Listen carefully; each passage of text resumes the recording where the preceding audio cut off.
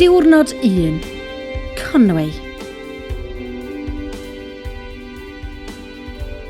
Taith diwrnod 1. Heddiw byddwch chi'n mynd i dref Conwy ac yn gweld Castell Conwy, Plas Mawr a waliau'r dref. 3 ardal wahanol o dan ofal Cadw.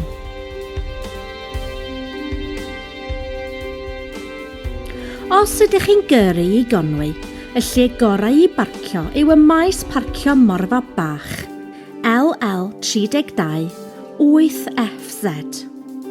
Yna, mae'n daith gerdded fer i fyny'r bryn i'r orsaf reilffordd a'r orsaf bysiau, lle byddwch chi'n cyrraedd os ydych chi'n defnyddio trafnidiaeth gyhoeddus.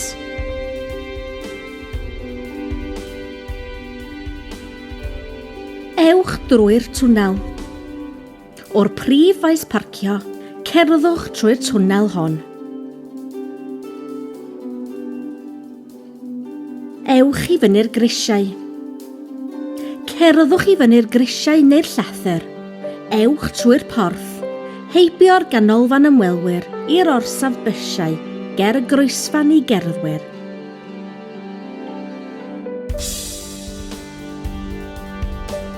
Cerddwch i'r harbwr. Cerddwch i lawr y brif stryd fawr. Byddwch yn mynd heibio i Blas Mawr ar eich chwith y byddwch yn ymweld â hi yn nes ymlaen yn y dydd.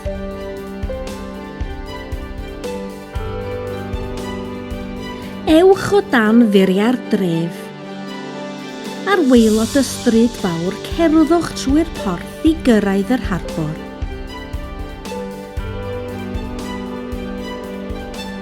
Edrychwch ar Gastell dy Ganwy. Dros y dŵr ac ychydig i'r chwith mae safle Castell dy Ganwy. Trowch i'r dde. Edrychwch ar Gastell Conwy. Nesaf trowch i'r dde a cerddwch tuag at y castell ac yna dros y bont ffordd ar y palmant.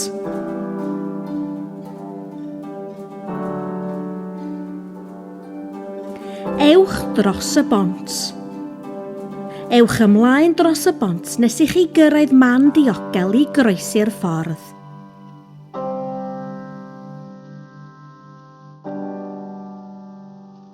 Ewch dros yr hen bont grog. Cerddwch yn ôl tuag at y castell, dros y bont grog.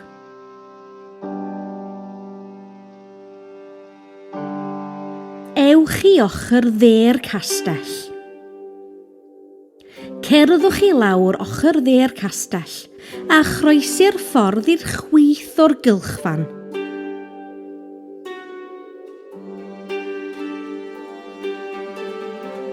Canolfan ymwelwyr Castell Conwy. Unwaith y byddwch chi yng nghanolfan ymwelwyr y castell, ewch i fyny'r grisiau, o dan y bont sy'n rhoi mynediad i'r castell a rownd y ganolfan ymwelwyr i gyrraedd mynedfa'r castell. Efallai y bydd angen i chi dalu am fynediad os nad ydych chi'n aelod o Cadw.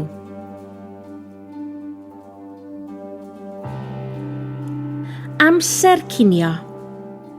Pan fyddwch wedi gadael y castell, siaradwch am beth hoffech ei fwyta i ginio a ble rydych chi'n mynd i fwyta.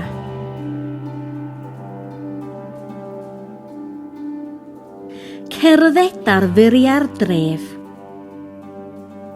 Nesaf gallwch gerdded darn byr o waliau'r castell. Yna mynd i lawr yr ale ar ochr chwith y ganolfan wybodaeth i dwristiaid i mewn i iard eglwys y Santes Fair.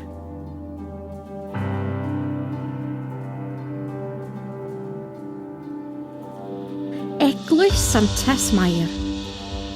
Efallai y bydd yr eglwys ar agor i chi ymweld â hi. Yn y fynwent mae'r gweithgaredd nesaf i chi gael mynediad iddo. Stori fer gan y Mabinogi am Pwyll a Rhiannon i'w gwylio ar YouTube a chwestiynau am y stori i'w hateb.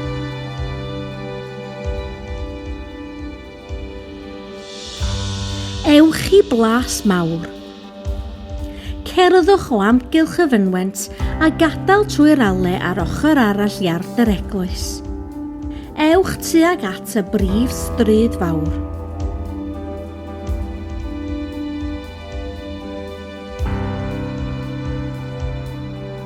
Mhlas Mawr. Cerddwch i fyny'r stryd fawr i Blas Mawr.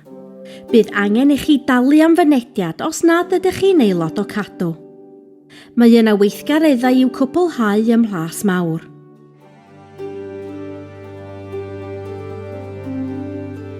Ewch i'r orsaf ac wedyn ar y waliau. O Blas Mawr ewch i fyny'r stryd fawr tuag at yr orsaf reilffordd ac ymlaen i'r platfform ar gyfer trenau i Fangor a Chaergybi. Ar ddiwedd y platfform fe welwch risiau ar waliau'r dref. Ewch i fyny ar waliau'r dref i gerdded o gwmpas 3 chwarter o'r dref gan ddod i ben ger yr harbwr.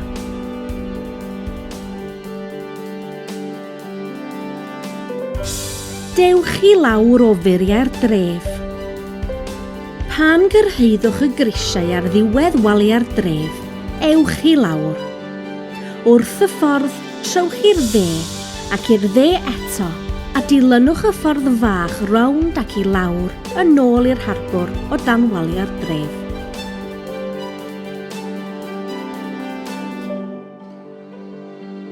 Yn ôl wrth yr harbwr. Byddwch yn dod allan i'r harbwr trwy'r porth yng nghefn y llyn. Cerddwch heibio'r tŷ lleiaf. Ewch yn ôl i'r car. Trowch i'r dde a cherdded i fyny'r stryd fawr tuag at yr orsaf.